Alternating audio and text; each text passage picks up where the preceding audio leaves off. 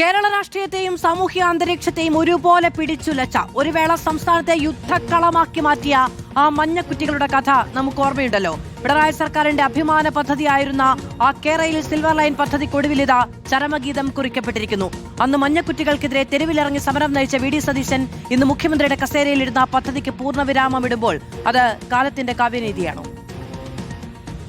കേരളയിലും ഈ കേരളത്തിൽ ഇടതുപക്ഷ മുന്നണി ഗവൺമെന്റ് നടപ്പിലാക്കുക തന്നെ ചെയ്യും. ഒരു സംശയവും വേണ്ട. ഇവിടുന്ന് കൊച്ചിക്ക് പോകണം. പണ്ടെല്ലാം കൊച്ചിക്ക് പോകാന്ന് പറഞ്ഞാൽ തന്നെ വലിയ പണിയാണ്. ഇപ്പം നേരെ കണ്ണൂരിൽ നിന്ന് കൊച്ചിക്ക് പോകാൻ എത്രയേ കൊണ്ടു? 1.5 മണിക്കൂറുണ്ടായാൽ കൊച്ചിയിലെത്തി. ഇവിടുന്ന് ചായയും കുടിച്ച് പോവാ, അവിടുന്ന് ഭക്ഷണവും കഴിഞ്ഞ് തിരിച്ചിങ്ങോട്ട് വരാം, വൈകുന്നേരം വീട്ടിൽ വന്നിട്ട് ഭക്ഷണം കഴിക്കാം. കൊച്ചിയിൽ നിന്ന് കേരളത്തിന്റെ ഏതറ്റം വരെയും നമുക്ക് പോകാനുള്ള സൗകര്യം. അതെ, ഇത്ര ലളിതമെന്നായിരുന്നു അവകാശവാദം. കാസർഗോഡ് മുതൽ തിരുവനന്തപുരം വരെ തെക്ക് വടക്ക് ദിശയിൽ കേരളത്തെ അതിവേഗത്തിൽ കോർത്തിണക്കുന്ന സെമി ഹൈസ്പീഡ് റെയിൽവേ കോറിഡോർ കേരയിൽ എന്ന സിൽവർ ലൈൻ പദ്ധതി.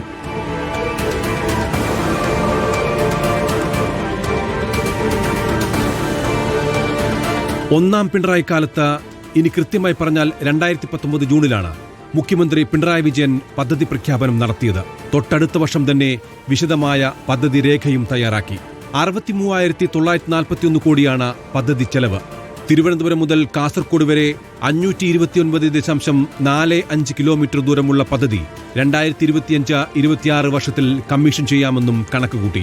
കൂടുതൽ വിപുലമായി ഞങ്ങൾ ഈ പദ്ധതിയുമായി ജനങ്ങളിലേക്ക് തന്നെ ഇറങ്ങാൻ തന്നെയാണ് പോകുന്നത്. നമുക്ക് എന്താണ് നാടിന്റെ വികാരമെന്ന് കൃത്യമായി അതിലൂടെ മനസ്സിലാക്കാനാവും.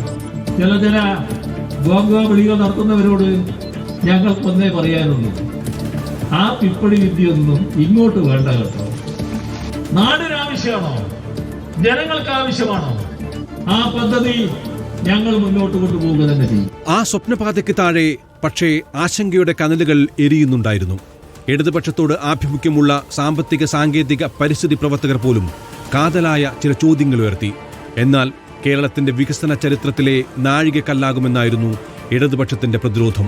പദ്ധതിക്കായി വേണ്ടത് 1222.45 ഹെക്ടർ ഭൂമിയാണ്. അതിൽ 1074.19 ഹെക്ടറും സാധാരണക്കാരുടെ സ്വകാര്യ ഭൂമി. ലൊക്കേഷൻ സർവേ നടത്തി അതിനടയാളക്കല്ലുകൾ സ്ഥാപിക്കാൻ മഞ്ഞക്കുറ്റികളുമായി ഉദ്യോഗസ്ഥർ ഇറങ്ങിയതോടെ കാര്യങ്ങൾ കൈവിട്ടു. ആയുഷ്കാലത്തെ സമ്പാദ്യം കൊണ്ട് പടുത്തുയർത്തിയ വീടുകളുടെ ഉമ്മറത്തും അടുക്കളയിലും വരെ ആ മഞ്ഞക്കുറ്റികൾ വന്നു വീണു. സംസ്ഥാനത്തുടനീളം 6,744 സർവേ കല്ലുകൾ ഉയർന്നപ്പോൾ കേരളം അക്ഷരാർത്ഥത്തിൽ അമ്പരന്നു.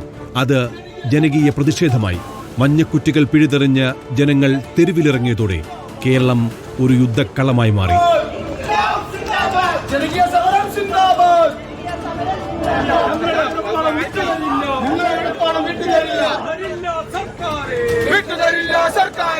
ജനകീയ പ്രതിഷേധം വി.ഡി. സതീശന്റെ നേതൃത്വത്തിൽ പ്രതിപക്ഷം ഏറ്റെടുത്തു. തെരുവ് കത്തുമ്പോഴും സിൽവർ ലൈൻ വരും കേട്ടോ എന്ന് പിണറായി വിജയൻ നിയമസഭയിലും വേദികളിലും ആവർത്തിച്ച് പ്രഖ്യാപിച്ചുകൊണ്ടിരുന്നു.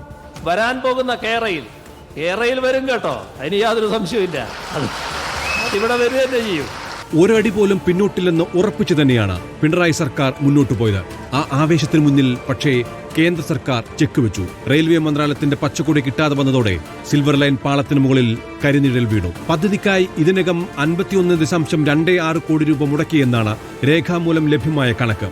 ഒടുവിൽ അഭിമാന പ്രശ്നമായതുകൊണ്ട് മാത്രം വിഴുങ്ങാനും അനങ്ങാനും വയ്യാതെ ഭരണകൂടത്തിന്റെ തൊണ്ടയിൽ കുടുങ്ങിക്കിടന്ന ആ സിൽവർ ലൈൻ പദ്ധതിക്ക് മുഖ്യമന്ത്രി വി.ഡി. സതീശൻ ഔദ്യോഗികമായി ചരമഗീതം കുറിച്ചിരിക്കുന്നു. തിരുവനന്തപുരം കാസർഗോഡ് സിൽവർ ലൈൻ പദ്ധതി റദ്ദ് ചെയ്ത് ഉത്തരവ് പുറപ്പെടുവിക്കാനുള്ള തീരുമാനമുണ്ട്. പ്രസ്തുത പദ്ധതിക്കായി ഭൂമി ഏറ്റെടുക്കുന്നതുമായി ബന്ധപ്പെട്ട് പുറപ്പെടുവിച്ചിട്ടുള്ള എല്ലാ വിജ്ഞാപനങ്ങളും റദ്ദ് ചെയ്യാൻ തീരുമാനിച്ചു.